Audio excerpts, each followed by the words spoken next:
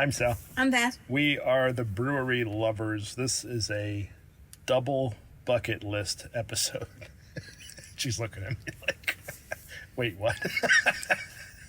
So, first bucket list, go to Sierra Nevada Brewery in Chico, California, the Mothership. One of the inventors, creators of the craft beer segment. They're not the first. New Albion was the first in California. But Sierra Nevada was right on their Pretty tail. close. Very close. I went to the Mothership in Chico, California, many years ago, because I was had the fortunate experience to be assigned to write a cover story for a magazine about Sierra Nevada. That was probably in the late 90s. Yes. 97 maybe? Doesn't matter. It was a million years ago. I was home with small children. Yes, she was. We went to the one in outside of Asheville together. Which was lovely. It was amazing. And check out the video. There's a video on it. But that experience in Chico was unique, and I always thought to myself, God, I wish I could get Beth here to see, like, the real deal. But Chico's like, that's where it all started. The original brewery's still there. They don't use it much anymore. They've expanded and upgraded and modernized. And anyway, that's the double bucket list, because the second bucket list was bring Beth to Chico so she could see. Yeah, and we did. We went to the very middle of California so that we could go to this brewery. And it's so beautiful. Oh, wait, do you have beer? I do. Look at this. She's got beer. And it's not just any beer. It's the one that started everything. Sierra Nevada Pale. Good choice, Gunga. Oh, if I could have gotten Torpedo, I would have. That's really one of my favorites. Yeah, we're normally a Torpedo family. However, we're actually not in California at this moment. In California, Sierra Nevada beer is like lying all over the ground, basically. Yeah, in the grocery store, I think it has its own refrigerator aisle. You go to a grocery store in Northern California, every Sierra Nevada made is available. It was a beautiful thing. Yeah, not so much outside of California. Interesting, until you get to the East Coast, now you're in the North Carolina distribution. So you can get Torpedo pretty easily. Torpedo's kind of our go-to. It's a super dry hopped IPA. But this is the original. This is the one that started it all. So it's actually the right choice for this video. I'll try. Sierra Nevada Pale. Coppery color. It's all about the hops. It's not super hoppy. It's not super bitter. It's a pale ale. It's a pale ale. And you're talking like early 80s pale ale. And they haven't messed with the recipe. It's got a ton of Cascades in it. I know that for a fact. They're all fresh, like whole hops. We'll see that in a minute. Not pellets. Pellets are great, but you will find no pellets at Sierra Nevada. Pellets are practical. So yeah, this is the one. Yeah, it's all about resin, right? Pine, Christmas trees. Yeah, not as resinous as pencil shavings. Torpedo, but yeah. Yeah, because it's all Cascade. So this is just a straight ahead American pale ale. This is the standard. Pine, citrus. Yeah, this is the standard bearer for the style. If you're judging a pale ale in a contest, you compare it to this. Yes, this is the standard. Yeah. It's hop forward. It's not in your face like a new modern IPA. It's just so drinkable. Super easy to drink, super balanced. When this came out, when Ken Grossman started selling this, people's heads were exploding because no one had ever had anything like this in the United States of America. And, you know, it's no wonder. It created a revolution. Created a whole thing. It's super clean. It's just great. Forget about it. Yep. If you only had one beer to take on a desert island, it would be Torpedo, not this one. I was going to say, are you really going to say this one? But if you couldn't get Torpedo because the desert island was far away from California, Sierra Nevada Pale Ale. Here's what you see when you pull up. It's just, the place is just gorgeous. And as I said, it's kind of neat that it's not quite original. I think this is the second location. I think they keep adding to it. But yeah. That's what I was about to say. It just keeps expanding. Yeah. It's kind of when you go to a hospital, that opened in 1940, and somebody will point, see that window? That's the 1940 hospital. The place takes up 6 city blocks. Same idea. Just beautiful. Just beautiful. Look at this dining room. My goodness. All this wood.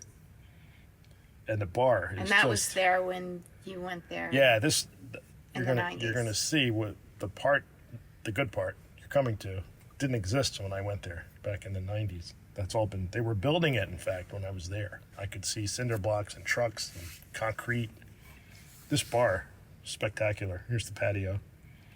And a lot of hops around. You go there in the summer and there's just hops growing everywhere. It's a beautiful place. But this bar, my goodness. So pretty. Yeah. So that is a dark Czech lager on the left. Yeah, it's called Rain Check, dark lager, and I had a Sunny Little Thing, which is an orange wheat. All that said, now we're into the good part.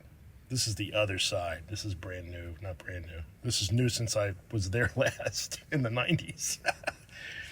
This is where you go to take your tour.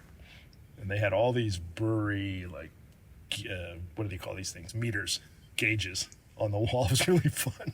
Looked like there was a Navy captain that went crazy. Here's the original brewery. This brewery was bought secondhand from a brewery in Germany that was upgrading. These are actual copper kettles, not simulated. Right. Now, copper is great for beer. It's like the perfect metal for beer. But it actually physically wears out. I think every time you make a beer, a microscopic amount of copper. So this kettle will get thinner and thinner and thinner, like a wedding ring, over years. So they don't use this brewery much anymore, but this is where not where it started, but this is where Sierra Nevada happened as we know it today. And when I went there in the 90s, this was still the main brewery because the new one hadn't been built yet. But watch this. Abracadabra. Here's the new brewery. It looks just like the old brewery. These are not copper kettles. They are stainless steel plated with copper. I don't even know how you do that, honest to God. Stainless steel is not a forgiving metal. But look how beautiful. So they kept the aesthetic of the original, even though it's not traditional German copper. And just a drop-dead gorgeous brew house. And here you can see, this is what you see in most places. They don't bother with the copper jacket. But that's what the brewery looks like in Asheville, too. Yeah. Or Mill River. Oh, that's practical. Yeah. No, the copper. Oh, they have copper? Yeah, they have the copper at Mill River. Okay. Mills I don't River. remember. Yeah, it's beautiful. I remember the river. Speaking of mills, yeah, you remember the river. Speaking of mills, this is the mill room. Mill on the left there. Okay, this is next level nerdery. That's what's known as a wet mill. So what you've got is your barley malt comes in one side and hot water comes in the other. And what comes out is not ground barley, which is what you get in most breweries, but what comes out is mash. It's already starting to convert. By that I mean the starches that are in that malt are starting to convert to sugar even before it gets into the mash tun. Super high tech, made in Germany, of course. The first time I saw the mill on the other side, I was like, oh my God. Because I didn't know this technology existed before I went to this brewery, and it kind of blew my mind. Nick, tour guide's name was Nick. Our tour guide's name was Nick. We were the only ones on the tour. That was convenient. So we had him all to ourselves. Great job. He knew what he was talking about. He was super enthusiastic. He's not a brewer. He works for the, what do you call it? The front side. Front, yeah. He's a bartender. He does these, but he was really... He was a great tour guide. Great, super well trained, super into it, knew what he was talking about, and did a great job. This is the reason I wanted Beth to see this place. This is what they call the hop room. Bales of hops. bales. Like when you buy hay and, you have to pick it up with gloves because it's so heavy. That's what these were. It was awesome. Every bin was a different variety. And this is not the hop warehouse. That's a whole different thing. No, this is just the day's needs. This is like your spice cabinet in your house. Okay, yeah, that's a good analogy. And look at this. Here's the thing I love about this brewery. You walk around this brewery, there are hops everywhere. Everything's got a fine coating of green. Green. Because hops are sticky. They stick to the brewer's shoes, and they track them just all over the building. It's fantastic. So just piles and piles of Mosaic and Chinook and who knows what, Strisel Spalt maybe. And look at all the resin on the wall there for years. Big shovels. Every bin had a huge shovel. You're talking, these guys are serious about hops if you use a shovel to get it out of the bin. Doing the smell test here. Here's the cellar. By that's the part of the building where the beer's fermented. Now these fermenters are sticking up out of the building. They look like giant water towers. This is where they come down. All super automated. Crazy manifolds here. It's just a beautiful thing. He threw so much math at us. Like each one of those tanks would have lasted us 100 years. Mm-hmm. I don't know. It was a lot of beer on each of those tanks. We just happened to walk by this. He didn't even point it out, but this is like where the mad scientists were at work, actually brewing. We don't know what they were doing, but there was a lot of steam involved. This is the catwalk that goes over the building, over the solar panels, over the fermenters. They had a lot of solar panels, too. Yeah, lots of solar. And that takes you to packaging. And this is the new bottling line. Canning, actually. They were canning that day. Yeah. They were canning. But it was fun for us because we work on this little tiny canning line where you have to kind of hand feed the cans. 5 at a time. Yeah. And just look at how fast these cans are coming off this line. It's fantastic. They're just flying through. Just fantastic. The tour is not free, but oh my God, it's so worth it. Yeah. $12. And then you get a flight at the end. You get a flight of beer at the end. So, that would cost you $10 anyway in most breweries. Well, maybe more. A lot of breweries more, yeah. So it's really a great deal. If you go to Chico, or assuming they do it in Mills River, it's so worth it. It's fun to see. You really get to see a little bit, not all, of the inner workings. What did we have over at the pub? I had a double dry hopped, they called it West Coast. That was cute. IPA. And I had one called the Taker, which is an extra pale ale.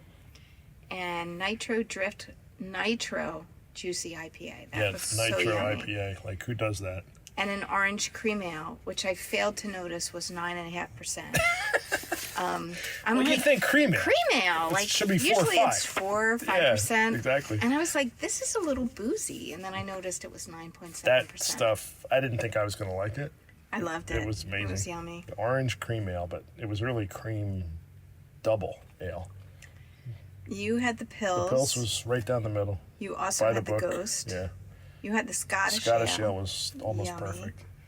And then you had their American Pale Ale. I think it was just called Draft. Yeah. As I said, I challenge you to find a bad beer in this brewery. There wasn't. I mean, we tried. Then we went over to the restaurant side and had a couple more. Yeah. And they were all amazing. Yeah, and when you go to someplace like this, you can get stuff. Yeah, you can get their stuff at, your liquor store or your grocery store. Yeah. But they had stuff that you're never going to see out. Yeah, like that orange cream ale. Retail. I don't think you'd ever see that outside of Chico, California. No. Last time I went here, I got Sierra Nevada wheat beer, which they don't make anymore. They haven't made in years. And boy, was it good. It was the thing about the Sierra Nevada wheat is that they used the house yeast, Sierra Nevada yeast, so it didn't taste like Hefeweizen. And it had no banana, cloves, root beer, any of that crazy bubble gum. People love that. I'm not one of those people. And it was just so easy to drink. It was all Czech hops, Strisselspalt. I remember that for some reason. But they haven't made it in years. I think the guy who made it, Steve, the guy who took me around that day, he's long retired. He still comes in. He hangs out there, but he doesn't work there anymore. I think that was one of his babies. Okay. But so, yeah, you go to the brewery, especially the big guys like this, go to the Mothership, you're going to find some really interesting beer. So we recommend it. Yeah. Good? Yep. Cheers. Cheers.